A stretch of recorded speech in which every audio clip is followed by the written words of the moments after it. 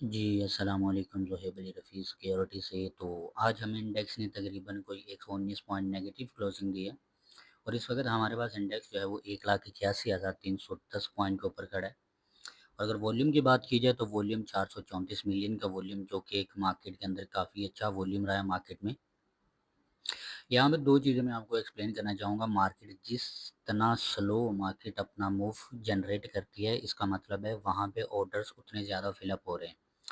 और जितना fastly market move करती है, वो उसको कहते हैं कि मार्केट उस लेवल की लिक्विडिटी कलेक्ट करने के लिए जा रही है। जितनी मार्केट स्लो होगी, उतने ऑर्डर ज़्यादा एग्जीक्यूट होंगे और मार्केट जितनी फास्ट होगी, मार्केट उतनी ज़्यादा लिक्विडिटी कलेक्ट करने के लिए जाएगी। तो यहाँ पे मैं आपको KSE 100 का जो नेक्स्ट टारगेट है वो बताऊँगा और उसके बाद हमारे पास कुछ स्टॉक्स हैं, उनके बारे में डिस्कस करेंगे। इनमें NCPL है, NML और ओबॉय। तो मैं थोड़ा-सा इनको टेक्निकल तौर के ऊपर आपको समझाने की कोशिश करूँगा और यहाँ पे कुछ एडवांस जो है वो एक टॉपिक है, थोड़ा-सा मैं उसको ब्रीफली तौर पर एक्सप्लेन करूँगा ताकि आप लोगों की समझ में आ जाए। यहाँ पे एक चीज़ है, आज वॉल्यूम की बात की जाए तो हमारे पास ये वॉल्यूम लगातार इस वाले लेवल से, यानी 29 जुलाई 2026 से ये वॉल्यूम लगातार बढ़ता जा रहा है।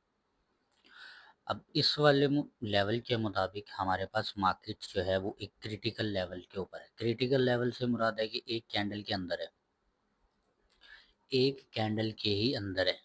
पहले इसने लिक्विडिटी उठाई डाउन साइड की और उसके बाद लिक्विडिटी उठाई अपर साइड की। तो एक ये सिचुएशन क्रिएट हो चुकी है मार्केट में, डुअल डायरेक्शनल वाली। अब यहाँ पे दो चीज़ें हैं मार्केट में। मार्केट इस वाले लेवल तक अभी नहीं पहुँची। ये वाला जो हमारे पास इस लेवल का हाई है, 1,83,500 पॉइंट। तो हमारे पास मार्केट अभी तक इस वाले लेवल तक नहीं पहुँची है। इस वजह से मार्केट जो है वो अपने आप को ऊपर लेके जाने की कोशिश करेगी, लेकिन उसमें एक चीज़ होगी कि हमारे पास मार्केट के अंदर अगर मूव देखने को मिला हमें कल, तो एक अच्छा खासा मूव हमें देखने को मिलेगा मार्केट में। मैं थोड़ा-सा आपको छोटे टाइम फ्रेम पे समझा देता हूँ, ताकि आप लोगों को समझ आ जाए कि मैं ये क्यों कह रहा हूँ। तो यहाँ पे हम देख लेते हैं, मार्केट जो है वो हमें एक तरह का मूव जनरेट करके दिए। ये जो हमारे पास है, ये एक तरह की ट्रेंड लाइन मार्केट जनरेट की है मार्केट ने। अब इसमें हमारे पास मार्केट अपना हाई बनाती है कोई 1,82,400 पॉइंट का। उसके बाद हमें मार्केट में लो देखने को मिलता है तकरीबन 1,80,000 का और मार्केट जो है वो इसी वाले एरिया के अंदर जो है वो अपने आप को कंटिन्यू कर रही है। तो मैं थोड़ा-सा एक्सप्लेन कर देता हूँ कि ये सारा का सारा मूव कहाँ से आया है। तो हम ये पूरी की पूरी सप्लाई यूज़ करेंगे ताकि मार्केट में हमें जो ये नेक्स्ट टारगेट है, नेक्स्ट टारगेट से मुराद हमें ये पता चल सके मार्केट में सप्लाई कितनी यूज़ हुई है। तो हमारे पास मार्केट ने यहाँ पे जो सप्लाई यूज़ की है वो 2 गुना सप्लाई यूज़ की है मार्केट ने। और 2 गुना सप्लाई, ठीक है, हमारे पास ये 2 गुना सप्लाई मार्केट ने यहाँ से यूज़ की। अब हमें यहाँ से रिवर्सल देखने को मिल रहा है। यहाँ पे हमारे पास मार्केट में ये एक पॉजिटिव इनगल्फिंग है, एक पॉजिटिव पैटर्न है, जो कि इंडिकेट करता है कि मार्केट में बायर एंटर हो चुका है। उसके बाद ये जो अगली कैंडल आई है, ये एज अ रीटेस्टिंग कैंडल है, यानी कि अपन जो जिनके स्टॉप लॉसेस इसके नीचे, तो उनको हंट करने के लिए। अब यहाँ पे दो सिनेरियो हो सकते हैं। अगर हमारे पास मार्केट कल ओपन होते ही हमें कुछ ऐसा मूव दे दे इस तरह का, तो इसका मतलब है मार्केट जो है वो अपना अप ट्रेंड कंटिन्यू करेगी। ये मार्केट में जो रिवर्सल आता है, तो मार्केट में ये जो रिवर्सल आता है हमारे पास, यानी कि प्राइस पहले बहुत स्लो तरीके से ऊपर जाता है, फिर एकदम से शार्पली ड्रॉप करता है।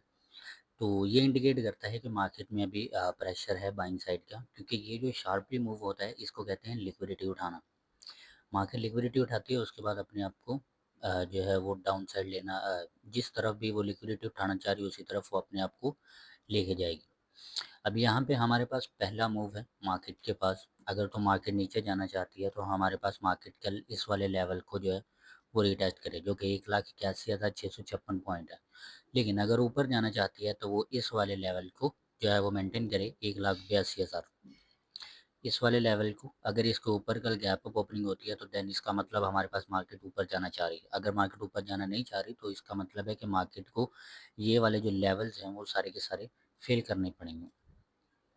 लेकिन आपने यहाँ पे एक चीज़ नोटिस की है कि जैसे जैसे मार्केट ऊपर जाती है मार्केट में होल्डिंग का प्रेशर बढ़ता जा रहा है।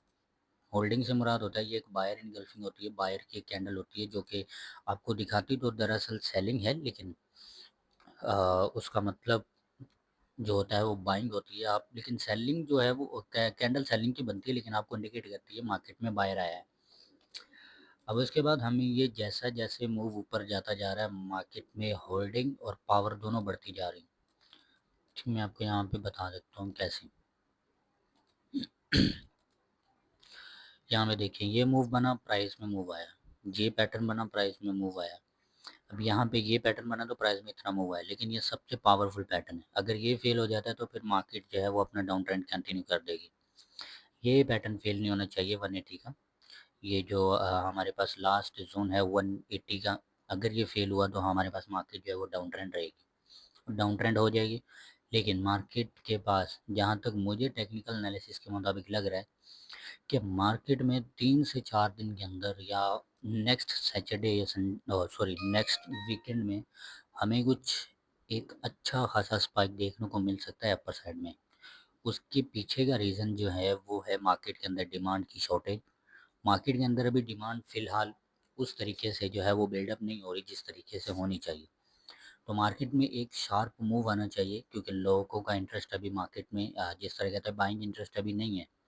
ठीक है, तो उस हिसाब से मार्केट में किसी को एंट्री नहीं लेनी देनी चाहिए।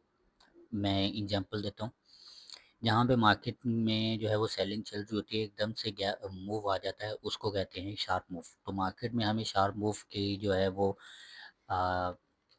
रिक्वायरमेंट है। वो मार्केट हो सकता है इसी हफ्ते पूरा कर दे या अगले हफ्ते मार्केट जो है वो शार्प मूव हमें दे सकते हैं।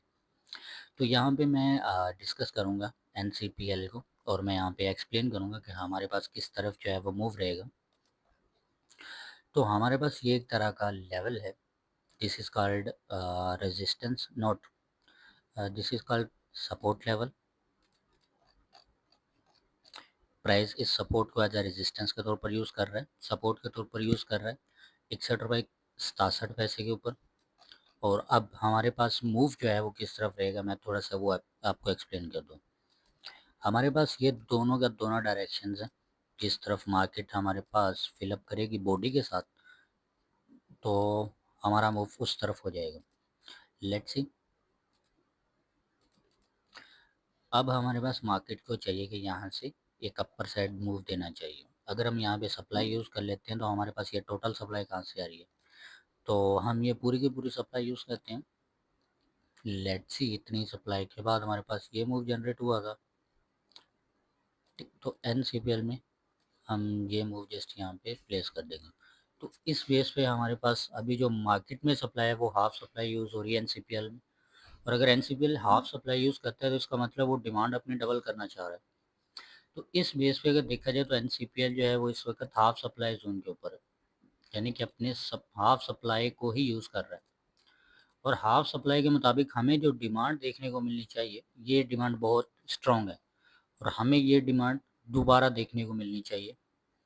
और इस डिमांड के मुताबिक हमारे पास जो नेक्स्ट टारगेट बनता है वो 64 का जो है एन का नेक्स्ट टारगेट बनता है। तो ये सप्लाई सबसे छोटी सप्लाई है, और इसको मैं डबल करना चाहूँगा, क्योंकि हाफ सप्लाई यूज़ हुई तो डिमांड हमारे पास डबल होनी चाहिए। और डबल डिमांड के मुताबिक हमारे पास 66 का जो है वो इसका नेक्स्ट टारगेट बनता है, क्योंकि ये वाला लेवल तो अभी ये रीटेस्ट करके आया नहीं। ये वाला जो हमारे पास लेवल है इसको अभी तक इसने रीटेस्ट नहीं किया है, और ये सबसे स्ट्रॉन्गेस्ट लेवल है जबकि प्राइस बार बार इसी वाले लेवल के आने के बाद इसको टच रीटेस्ट ये सब कुछ करता है। तो हमारे पास 65 रुपये 48 पैसे का जो लेवल है वो एक तरह का जो है सपोर्ट जोन के तौर पर काम करेगा, सॉरी रेजिस्टेंस जोन के तौर पर काम करेगा, क्योंकि जो एन है उसकी सप्लाई के मुताबिक हमें डिमांड मिलनी चाहिए 66 रुपये तक, इसी वाले लेवल से जहाँ से इसमें मूव जो है वो जनरेट हो रहा है। और इसके बाद हमारे पास दूसरा स्टॉक है एनएमएल निषाद मिल्स में, उसका भी थोड़ा सा टेक्निकल्स देख लेते हैं। तो हमारे पास मार्केट में एनएमएल का जो मूव जनरेट हुआ है, ये बिल्कुल एज पे है। डिमांड के बाद इसमें सप्लाई यूज़ हुई है और इस सप्लाई को हम थोड़ी-सी स्लो सप्लाई है, तो हम ये सप्लाई जस्ट इतनी यूज़ करेंगे, क्योंकि जितनी सप्लाई फ़ास्ट होगी मार्केट के अंदर मूव उतना ही स्लो आएगा। तो हम सबसे छोटी सप्लाई यूज़ करेंगे और यही हमारे पास यहाँ पे सप्लाई ज़ोन ख़त्म हुआ। यहाँ से अब इसे जो है वो डिमांड की ज़रूरत है। तो हमारे पास एनएमएल जो है, एनएमएल के अंदर हमें इस वाले लेवल से जहाँ पे आज क्लोजिंग हुई है, यहाँ से हमें डिमांड देखने को मिल सकती है। तो डिमांड हमें चाहिए फ़ास्ट, तो फ़ास्ट डिमांड के मुताबिक हमारे पास जो एनएमएल है, उसके जो नेक्स्ट टारगेट होना चाहिए पहला वो 155 और दूसरा जो है वो 158 होना चाहिए। 158 जो है वो सबसे मेन टारगेट रहेगा इसका, क्योंकि हमारे पास ये जो 175 के ऊपर इसने लिक्विडिटी उठाई थी ना, तो यहाँ पे एक विक जनरेट हो गई थी और जब भी कोई स्टॉक ऊपर जाने की कोशिश करता है, तो वो उस विग को लाज़मी रीटेस्ट करता है, चाहे वो विग जितनी मर्ज़ी ऊपर क्यों ना हो, प्राइस स्लो ऊपर जाता है और एकदम से उस वीक के पास आते ही वो प्राइस रिएक्ट करता है।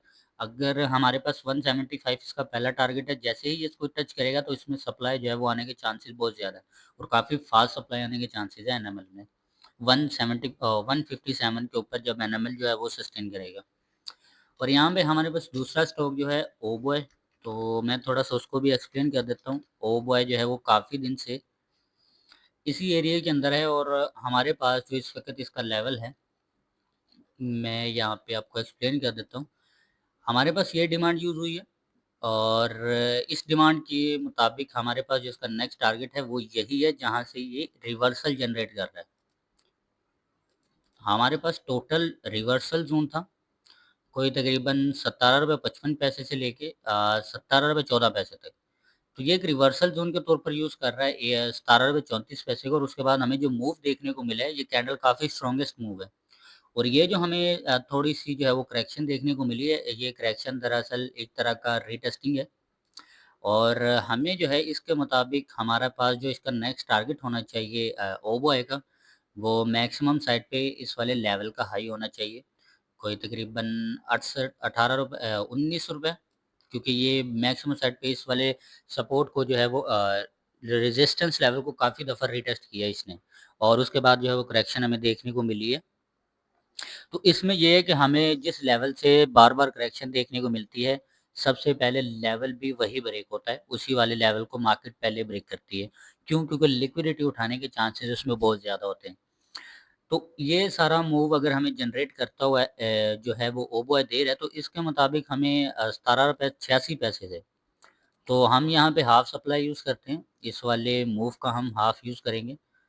तो एक्चुअल में हमारे पास जो मूव जनरेट हुआ है मूव से मुराद जो हमारे पास सप्लाई ज़ोन बन रहा है वो इसी वाले लेवल के आस-पास है। यही हमारे पास लेवल है जहाँ से हमें जो है वो हाफ सप्लाई जो ओबॉय यूज़ करता हुआ नज़र आ सकता है। ₹17.75 का इसने लो जब करेक्शन आना शुरू हुई तो ₹17.75 का लो। उसके बाद ये जब करेक्शन आई तो ₹17.75 से इसको पुशअप मिला, यानी कि ये अपना हाफ सप्लाई यूज़ करने की कोशिश कर रहा है।